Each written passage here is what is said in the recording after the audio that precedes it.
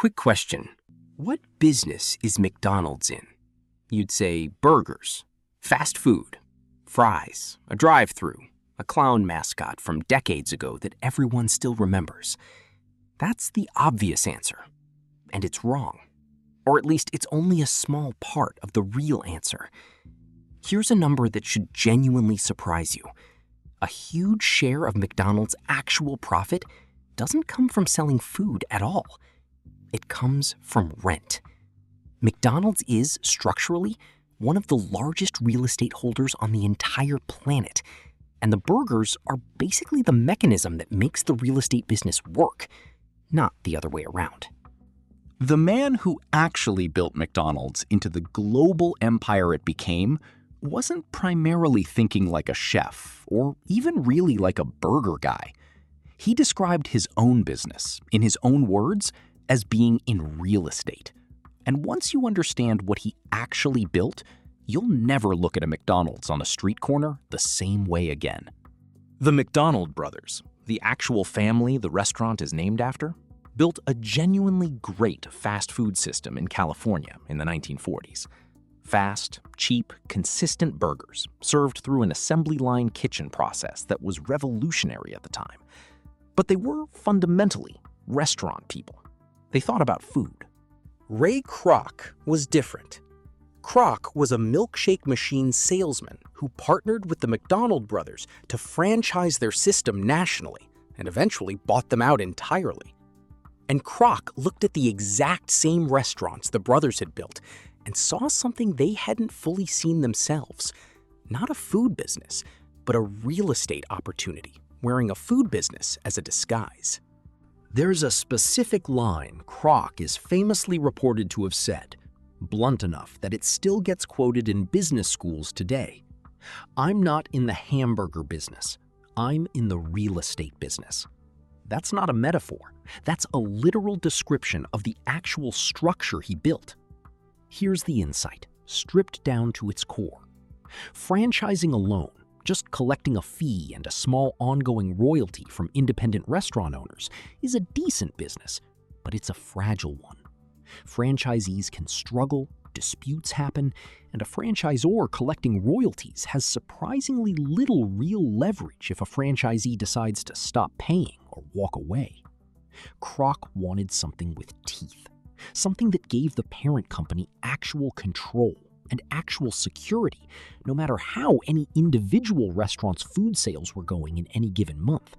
So here's what he built instead, and it's genuinely elegant once you see the mechanics laid out clearly. When someone wants to open a McDonald's franchise, they're not simply buying the right to use the name and the recipes.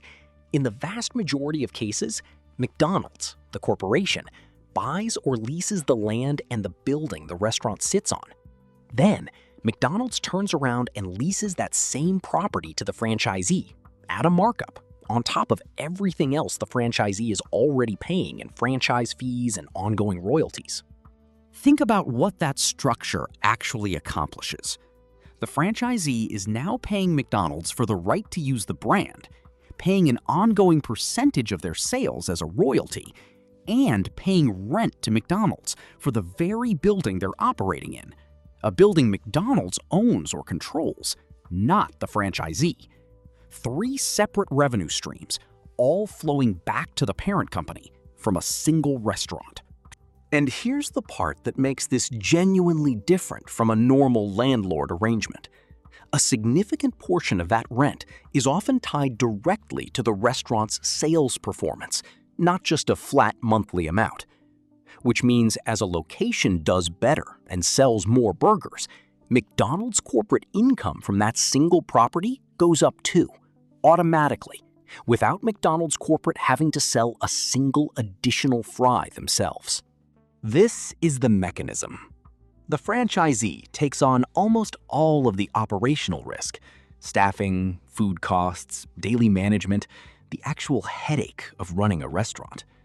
McDonald's corporate, meanwhile, sits in the far more stable position of landlord, collecting rent on some of the most valuable commercial real estate in thousands of towns and cities, regardless of the day-to-day grind happening inside the building. Real quick, if this is the kind of, wait, that's not what I thought this company actually was, reveal you enjoy, that's genuinely most of what we do here. Subscribing to Compound Economy means you catch the next one, and it actually helps a lot on our end. Okay, because this next part is where the strategy gets genuinely brilliant, and it's the reason this company survived nearly a century, while a huge number of its competitors didn't. Here's the strategic genius hiding underneath what looks, on the surface, like just an aggressive landlord arrangement. Owning the real estate gives McDonald's corporate something that a pure franchise fee business model simply doesn't have: real leverage over its own franchisees. If a franchise owner underperforms, mismanages the brand, or falls behind on payments, McDonald's isn't just some distant licensor sending strongly worded letters.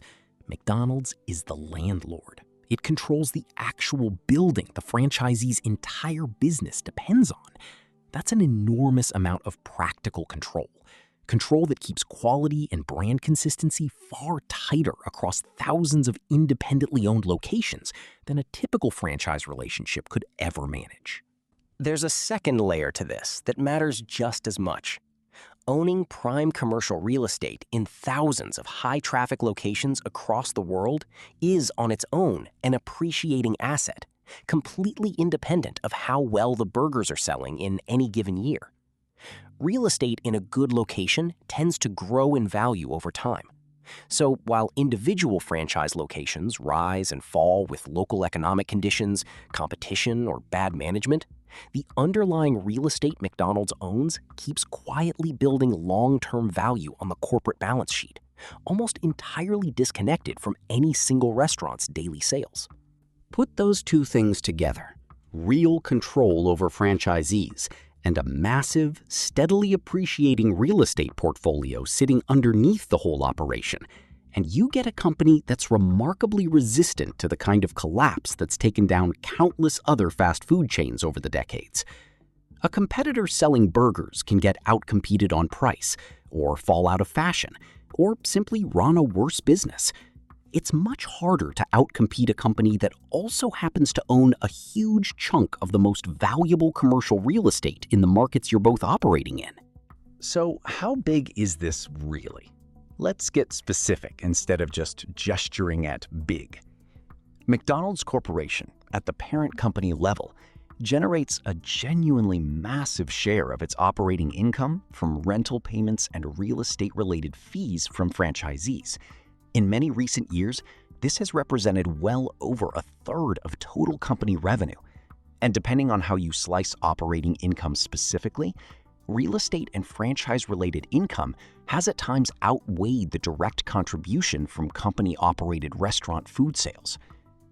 The company owns or holds long-term leases on a huge number of the properties its restaurants sit on. The actual count runs into the tens of thousands of individual pieces of real estate globally.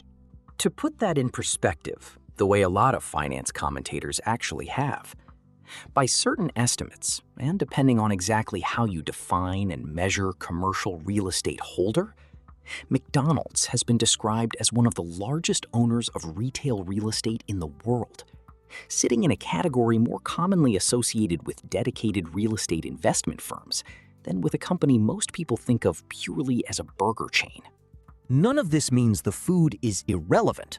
Obviously, if nobody wanted to eat at McDonald's, none of this real estate would be worth nearly as much, since the whole value of the land depends on there being a busy, successful restaurant operating on it. But the structural reality is that McDonald's has built something closer to a hybrid company, part restaurant brand, part real estate investment trust, with the burger side of the business functioning as the engine that keeps the real estate valuable and occupied. Here's the question this naturally raises. If McDonald's is extracting this much value through rent on top of everything else, why do people still line up to become franchisees at all? The honest answer is that for the right operator, it's still often a genuinely good deal, just a different kind of deal than people initially assume. Franchisees are buying access to one of the most recognized brands on earth, an enormous existing customer base that doesn't need to be built from scratch, a proven and heavily tested operational system, and critically, sites that McDonald's corporate has already carefully selected using decades of accumulated data on foot traffic, demographics, and location performance. A new independent restaurant owner starting from zero doesn't have access to any of that. They'd be guessing at location, building a brand from nothing, and figuring out operations through trial and error, often at a much higher failure rate than an established McDonald's franchise.